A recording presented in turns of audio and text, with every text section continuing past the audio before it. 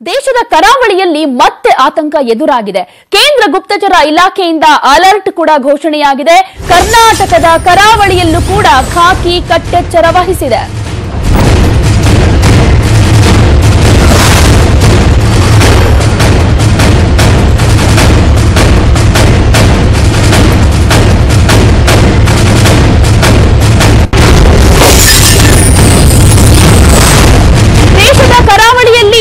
ಇದೀಗ ಆತಂಕ ಎದುರಾಗಿದೆ. ಕೇಂದ್ರ ಗುಪ್ತಚರ ಇಲಾಖೆಯಿಂದ ಅಲರ್ಟ್ ಘೋಷಣೆ ಮಾಡಲಾಗಿದೆ. ಕರ್ನಾಟಕದ ಕರಾವಳಿಯಲ್ಲೂ ಕೂಡ ಖಾಕಿ ಕಟ್ಟೆಚ್ಚರ ವಹಿಸಿದೆ.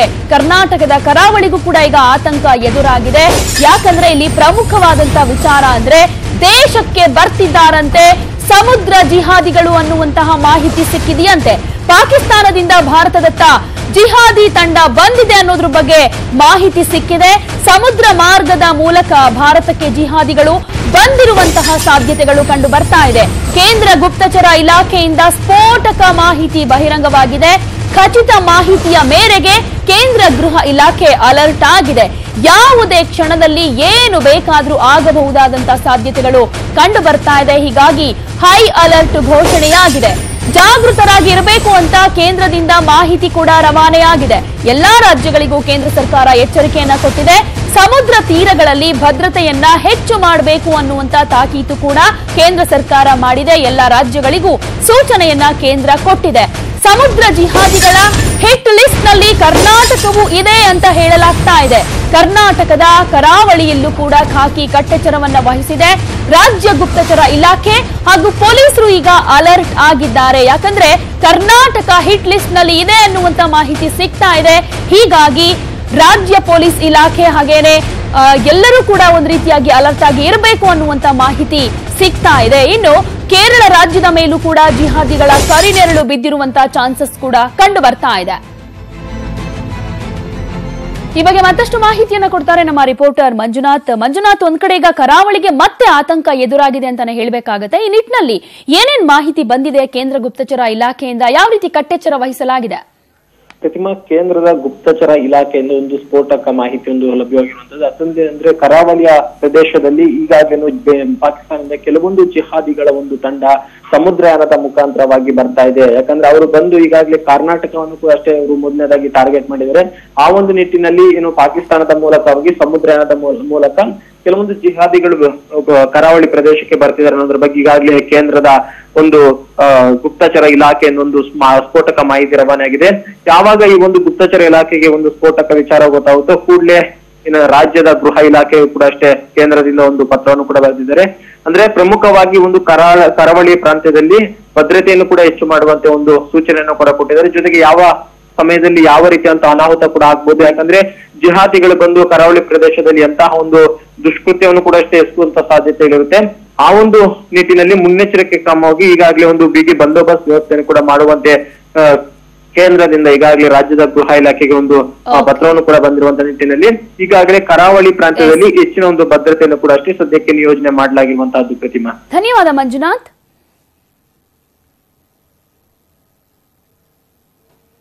ಪಾಕ್ ಉಗ್ರರು ಸಮುದ್ರ ಮಾರ್ಗವಾಗಿ ದೇಶಕ್ಕೆ ಬರಲಿದ್ದಾರೆ ಎಂಬ ಸುಳಿವು ಗುಪ್ತಚರ ಇಲಾಖೆಗೆ ಖಚಿತವಾದ ಕೆಲವೇ ದಿನಗಳ ಹಿಂದೆ ಮಲ್ಪೆ ತೀರದ 7 ಮೀನುಗಾರರಿದ್ದಂತಹ ಬೋಟ್ ನಾಪತ್ತೆಯಾಗಿದೆ. ಇದು ಕೇಂದ್ರ ಸರ್ಕಾರ ಹಾಗೂ ರಾಜ್ಯ ಸರ್ಕಾರಕ್ಕೆ ತಲೆನೋವಾಗಿ ಪರಿಣಮಿಸಿದೆ. ಯಾಕಂದ್ರೆ ಇದುವರೆಗೂ ಬೋಟ್ನ ಅವಶೇಷಗಳಾಗಲಿ ಕುರುಹುಗಳಾಗಲಿ ಎಲ್ಲಿಯೂ ಪತ್ತೆಯಾಗಿಲ್ಲ. ಮಹಾರಾಷ್ಟ್ರದ ಮಾಲ್ವಾನ್ ಬಳಿ ಬೋಟ್ನ ಟಬ್ಗಳು ಪತ್ತೆಯಾದ್ರೂ ಮೀನುಗಾರರು ಈ ಟಬ್ಗಳು ಬಗ್ಗೆ ಇರುವುದರಿಗೆ ಅನುಮಾನವನ್ನು ವ್ಯಕ್ತಪಡಿಸಿದಾಗಿದೆ. ಹಾಗೆ ತನಿಖೆಯ ದಿಕ್ಕನ್ನು ತಪ್ಪಿಸೋದಕ್ಕೆ ದುಷ್ಕರ್ಮಿಗಳು ಈ ರೀತಿ ಮಾಡ್ತಾ ಇದ್ದಾರೆ ಅಂತ ಆಕ್ರೋಶ ವ್ಯಕ್ತಪಡಿಸಿದ್ದಾರೆ. ಹೀಗಾಗಿ ಬೋಟ್ ಹೈಜಾಕ್ ಶಂಕೆ ಬಲವಾಗಿ ಕಂಡು ಬರ್ತಾ ಇದೆ.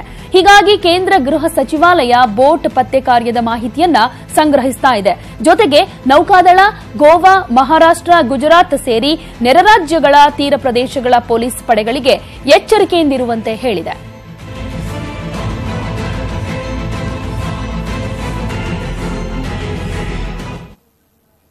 ಲೋಕಸಭೆ ಚುನಾವಣೆಗೆ ಕೆಲವೇ ತಿಂಗಳು ಬಾಕಿ ಇದೆ. ಲೋಕಸಭಾ ಸಮರಕ್ಕೆ ಬಿಜೆಪಿ ಭರ್ಜರಿ ಪ್ಲಾನ್ ಮಾಡ್ತಾ ಇದೆ. ದೆಹಲಿಯ ರಾಮಲೀಲಾ ಮೈದಾನದಲ್ಲಿ ಆರಂಭವಾಗಿರೋ ಬಿಜೆಪಿ ಪರಿಷತ್ ಸಭೆ 2ನೇ ದಿನಕ್ಕೆ ಕಾಲಿಟ್ಟಿದೆ. ಪರಿಷತ್ ಸಭೆಯಲ್ಲಿ ಬಿಜೆಪಿ ನಾಯಕರಿಗೆ ಚಾಣಕ್ಯ ಅಮಿತ್ ಶಾ ಚುನಾವಣಾ ರಣತಂತ್ರದ ಪಾಠ ಮಾಡಿದ್ದಾರೆ. ಅಲ್ಲದೆ ಕಾಂಗ್ರೆಸ್ನ ಮಹಾಗಠಬಂಧನ್ ವ್ಯೂಹ ಛೇದಿಸಿ ಅಂತ ಹುರುಪು ತುಂಬಿದ್ದಾರೆ. ಇನ್ನು ಇಂದು ಬಿಜೆಪಿ ಕಾರ್ಯಕಾರಿಣಿ ಸಭೆಯಲ್ಲಿ ಪ್ರಧಾನಿ ನರೇಂದ್ರ ಮೋದಿ ಸಮಾರೋಪ ಸಮಾರಂಭವನ್ನು ಉದ್ದೇಶಿಸಿ ಮಾತನಾಡುತ್ತಾರೆ. ಬಿಜೆಪಿಯ ಈ ಮಹಾ ಸಭೆಗೆ ರಾಜ್ಯದ ಬಿಜೆಪಿ ಶಾಸಕರು, ಸಂಸದರು ಭಾಗವಹಿಸಿದ್ದಾರೆ. ಇನ್ನು ನಾಳೆ ಹಾಗೂ ನಾಡಿದ್ದು ರಾಜ್ಯ ನಾಯಕರ ಜೊತೆ ಅಮಿತ್ ಶಾ ಮಹತ್ವದ ಸಭೆ ನಡೆಸಲಿದ್ದಾರೆ. ಚುನಾವಣಾ ತಯಾರಿಯ ಬಗ್ಗೆ ಚರ್ಚೆ ನಡೆಯಲಿದೆ. ये दो भारत की रचना करने का संकल्प ಲೋಕಸಭೆಗೆ ಬಿಜೆಪಿ ಸರ್ಕಸ್ ಮಾಡ್ತಾ ಇದ್ರೆ ಇತ್ತ ಕಾಂಗ್ರೆಸ್ ಅಧ್ಯಕ್ಷ ರಾಹುಲ್ ಗಾಂಧಿ ದುಬೈನಿಂದಾನೇ ಪ್ರಧಾನಿ ಮೋದಿಯ ವಿರುದ್ಧ ವಾಗ್ದಾಳಿ ನಡೆಸಿದ್ದಾರೆ. ದುಬೈನ ಜಬಲ್ ಅಲಿ ಲೇಬರ್ ಕಾಲೋನಿಯಲ್ಲಿ ಭಾರತೀಯ ಕಾರ್ಮಿಕರನ್ನ ಉದ್ದೇಶಿಸಿ ಮಾತನಾಡಿದ ರಾಹುಲ್ ಗಾಂಧಿ, ನಾನಿಲ್ಲಿ ನನ್ನ ಮನ್ ಕಿ ಬಾತ್ ಹೇಳಲು ಬಂದಿಲ್ಲ, ಬದಲಿಗೆ ನಿಮ್ಮ ಮನದ ಮಾತು ಆಲಿಸಲು ಬಂದಿದ್ದೇನೆ ಅಂತ ಹೇಳಿದ್ದಾರೆ. ಇಂದು ಕೂಡ ದುಬೈನ ಅಬುದಾಬಿಯಲ್ಲಿರುವ ಅನಿವಾಸಿ ಭಾರತೀಯ ಉದ್ಯಮಿಗಳ ಜೊತೆ ಚರ್ಚೆ ಮಾಡಲಿದ್ದಾರೆ. ಬಳಿಕ ಅಬುದಾಬಿಯ ಶೇಖ್ ಜಾಹಿದ್ ಮಸೀದಿಗೆ ಭೇಟಿ ನೀಡಿದ ಬಳಿಕ ದುಬೈನಿಂದ ದೆಹಲಿಗೆ ವಾಪಸ್ ಆಗಲಿದ್ದಾರೆ.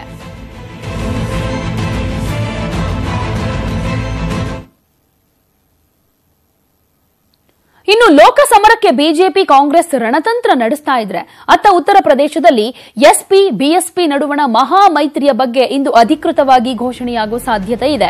ಎಸ್ಪಿ ಮುಖ್ಯಸ್ಥ ಅಖಿಲೇಶ್ ಯಾದವ್ ಮತ್ತು ಬಿಎಸ್ಪಿ ಮುಖ್ಯಸ್ಥೆ ಮಾಯಾವತಿ ಇಂದು ಮಹತ್ವದ ಸುದ್ದಿಗೋಷ್ಠಿಯನ್ನು ನಡೆಸಲಿದ್ದು ಮೈತ್ರಿಯ ವಿವರಗಳನ್ನು ಪ್ರಕಟಿಸಲಿದ್ದಾರೆ. ಇನ್ನು ಉತ್ತರ ಪ್ರದೇಶದಲ್ಲಿ ಒಟ್ಟು 80 ಲೋಕಸಭಾ ಸೀಟ್ಗಳಿವೆ.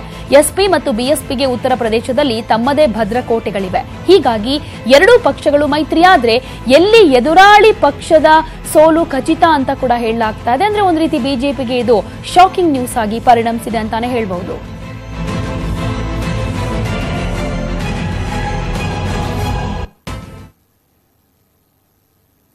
ಇದು ಅಂತಿಂತ ಗ್ಯಾಂಗ್ ಅಲ್ಲ, ನಮ್ಮ ಅದೃಷ್ಟವನ್ನೇ ಬೇಟೆಯಾಡ್ತಾ ಇರೋ ನಟೋರಿಯಸ್ ಗ್ಯಾಂಗ್. ಅದೃಷ್ಟದ ಹೆಸರಲ್ಲಿ ಕಾಡು ಪ್ರಾಣಿಗಳ ಅತ್ಯಂತ ಕ್ರೂರವಾಗಿ ಕೊಂದು ಸ್ಮಗ್ಲಿಂಗ್ ಮಾಡ್ತಾ ಇರೋ ನರರಾಕ್ಷಸರು.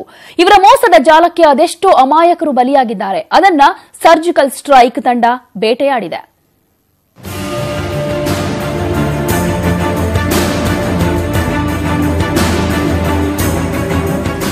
ಇಂಥ ಅದೃಷ್ಟದ ಬೇಟೆ ಸಾಲಿಗೆ ಹೊಸ ಸೇರ್ಪಡೆಯಾಗಿದೆ.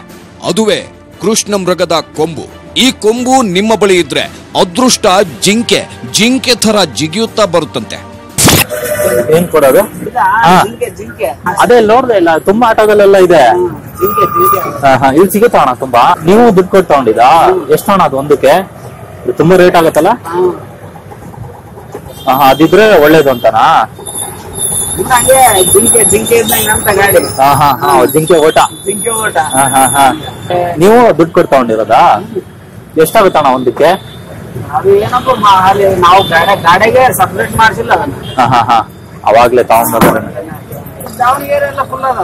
ದಾವಣಗೆರೆ ಎಲ್ಲ ಫುಲ್ ಇದೆ. ಹಾಗಾಗಿಯೇ ನಮ್ಮ ಕರುನಾಡಲ್ಲಿ ಕೃಷ್ಣ ಮೃಗದ ಕೊಂಬು ಬಿಸಿ ಕೇಕ್ನಂತೆ ಸೇಲಾಗ್ತಿದೆ. ಅದೃಷ್ಟದ ಓಟಕ್ಕಾಗಿ ಆಟೋ ರಿಕ್ಷಾಗಳು ಸೇರಿದಂತೆ ಅನೇಕ ವಾಹನಗಳಲ್ಲಿ ಕೃಷ್ಣ ಮೃಗದ ಒರಿಜಿನಲ್ ಕೊಂಬು ಹಾಕಿ ಶೋಕಿ ಮಾಡಲಾಗ್ತಿದೆ.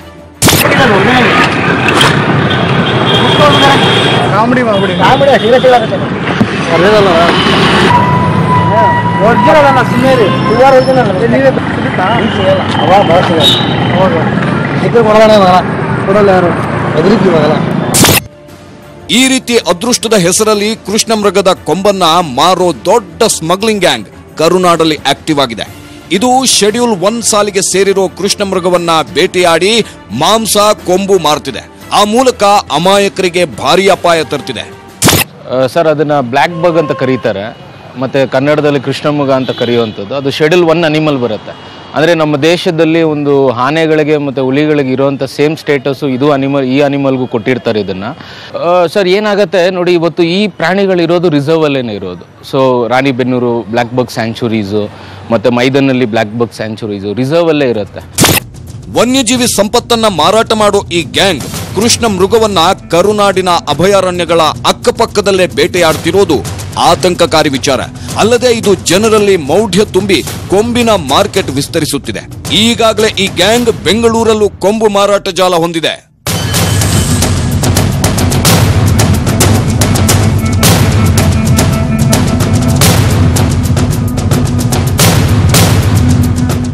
ಈ ಜಾಲವನ್ನು ಭೇದಿಸಿದ ಸರ್ಜಿಕಲ್ ಸ್ಟ್ರೈಕ್ ತಂಡ ಕೊಂಬು ಮಾರಾಟಗಾರನನ್ನ ಅರಣ್ಯ ಇಲಾಖೆ ಸಿಬ್ಬಂದಿ ಸಹಾಯದಲ್ಲಿ ಬಂಧಿಸಿತು.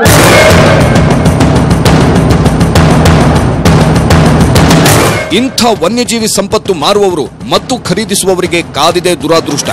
ಅರಣ್ಯ ಇಲಾಖೆಯವರು ಎಚ್ಚೆತ್ತುಕೊಂಡು ಇಂಥ ಸ್ಮಗ್ಲಿಂಗ್ ಗ್ಯಾಂಗ್ಗೆ ಬ್ರೇಕ್ ಹಾಕಲೇಬೇಕಾಗಿದೆ. ಕ್ಯಾಮರಾಮನ್ ಗಗನ್ ಗೌಡ ಜೊತೆ ರಂಜಿತ್ ಹಾಗೂ ವಿಜಯಲಕ್ಷ್ಮಿ ಶಿಬರೂರು. ಅಲ್ಲಿ ಭೀಕರ ಬರ, ಹನಿ ನೀರಿಗೂ ತತ್ವಾರ. ಬರದಿಂದ ಜಾನುವಾರುಗಳು ತತ್ತರಿಸಿದ್ದು ಮೇವಿಗಾಗಿ ಮಲೆನಾಡಿನತ್ತ ಗುಳೆ ಹೋಗುವಂತಾಗಿದೆ. ಆದ್ರೂ ಕೂಡ ಜಿಲ್ಲಾಡಳಿತ ಕ್ಯಾರೆ ಅಂತಿಲ್ಲ.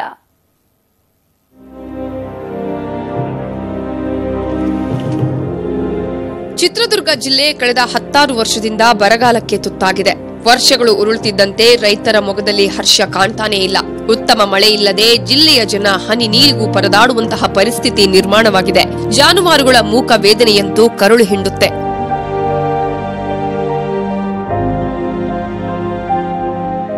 ಮಳೆ ಇಲ್ಲದೆ ಭೂಮಿ ಬರುಡಾಗಿದ್ದು ಮೇವಿನ ಅಭಾವ ಹೆಚ್ಚಾಗಿದೆ. ಇದರಿಂದ ರಾಸುಗಳು ತತ್ತರಿಸಿ ಹೋಗಿದ್ದು ಗುಳೆ ಹೋಗಲು ರೈತರು ನಿರ್ಧರಿಸಿದ್ದಾರೆ.